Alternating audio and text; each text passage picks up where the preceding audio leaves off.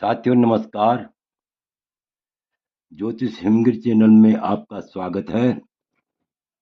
आज का वीडियो का मुख्य विषय है कि मुंथा कौन से भाव में अर्थात वर्षफल में मुंथा कौन से स्थान में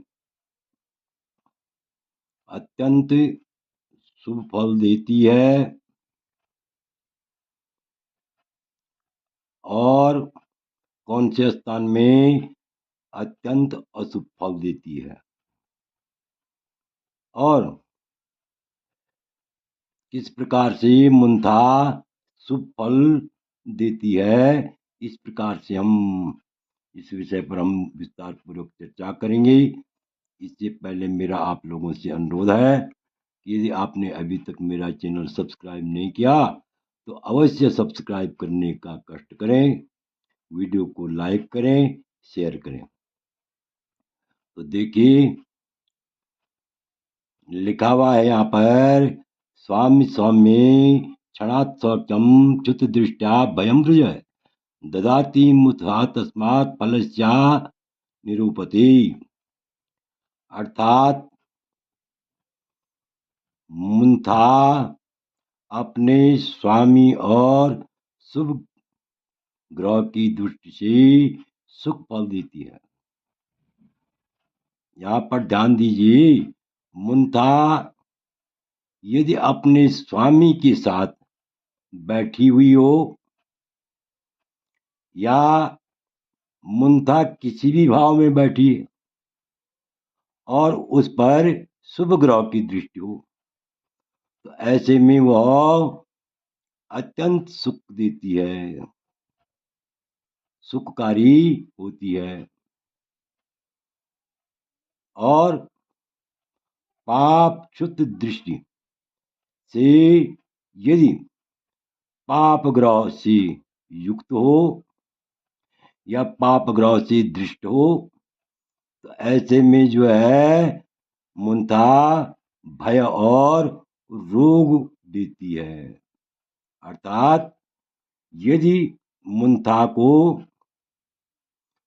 के साथ पाप ग्रह बैठे हुए हों और या पाप ग्रह मुंथा को देख रहे हों, मुंथा को कौन देख रहे हों, पाप ग्रह की दृष्टि हो, ऐसे में मुंथा क्या होती है, भय करने वाली और रोग उत्पन्न करने वाली होती है। अब आगे देखिए, वर्ष लग्न में कौन से भाव में मुंथा अत्यंत शुभ फल देती है, राज्य सुख देती है। तो देखिए वर्ष लग्न में, वर्ष कुंडली में यदि वर्षफल में या वर्ष कुंडली में यदि नवम स्थान में, दसम स्थान में और एकादश स्थान में मुंथा बैठी हुई हो, जिस वर्ष जातक की मुंथा वर्षफल में नवम स्थान में बैठी हो या दसम स्थान में बैठी हो या एकादश स्थान में बैठी हो, तो इन तीनों स्थानों में बैठने से मुंथा क्या देती है, राज्य सुख देती है। तथा शेष स्थानों में यानी कुछ स्थान ऐसे हैं, यानी सबसे अच्छी मुंथा कौन सी होती है, नवम भाव की और दसम भाव की, एकादश स्थान की, एकादश भाव की मुंथा क्या देती है, राज्य सुख देती है। तथा चतुर्थ स्थान की, सप्तम स्थान की, द्वादश स्थान की, षष्ठ स्थान की और अष्टम स्थान की, यदि इन भावों में मुंथा स्थित हो तो ऐसी मूर्ता क्या होती है? अशुभ फल देने वाली होती है। ऐसी मूर्ता क्या होती है? अशुभ फल देने वाली होती है। और शेष भावों में अर्थात शेष कौन रह गए? लग्न में, द्वितीय स्थान में और तृतीय स्थान में। लग्न में, द्वितीय स्थान में और तृतीय स्थान में भी यदि मूर्ता बैठी हुई हो, यदि वर्षफल में लग्न में, द्वितीय स्थान में और तृतीय स्थान में भी मूर्ता स्थित हो, बैठी हो, तो ऐसे में भी मूर्ता उद्यम करने से, परिश्रम करने से धन देती है। अर्थात इन भावों की मूर्ता भी अत्यंत शुभ फल देने वाली होती है।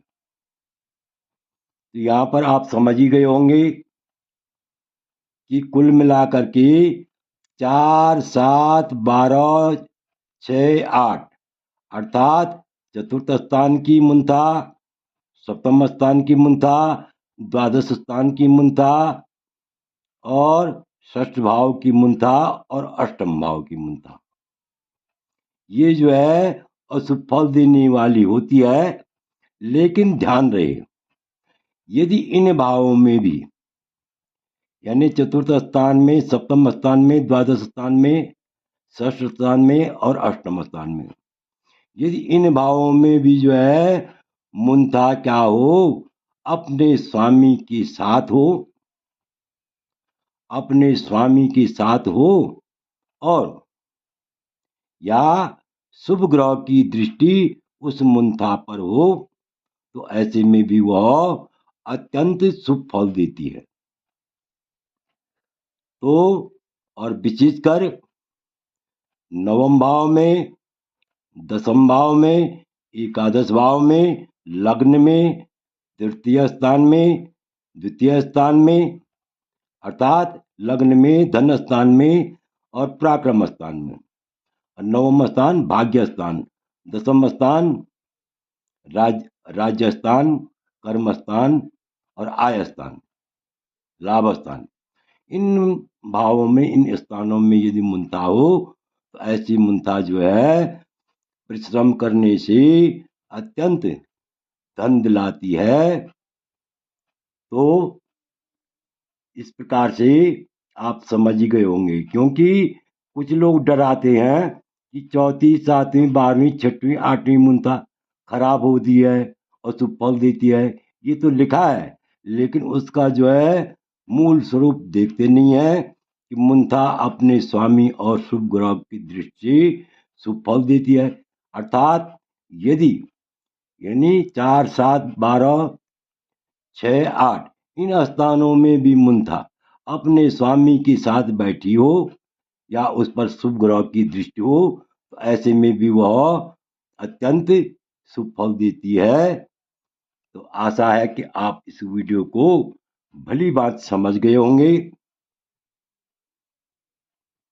आपसे अनुरोध है कि यदि आपने अभी तक मेरा चैनल सब्सक्राइब नहीं किया, तो अवश्य सब्सक्राइब करने का कष्ट करें, वीडियो को लाइक करें, शेयर करें। विशेषकर मैं उन लोगों का बहुत आभारी हूँ जो मेरे वीडियो को देख करके नियमित रूप से मेरे वीडियो को देख रहे हैं और उत्साह वर्धन कर रहे हैं। पुनः वीडियो देखने के लिए बहुत बहुत धन्यवाद।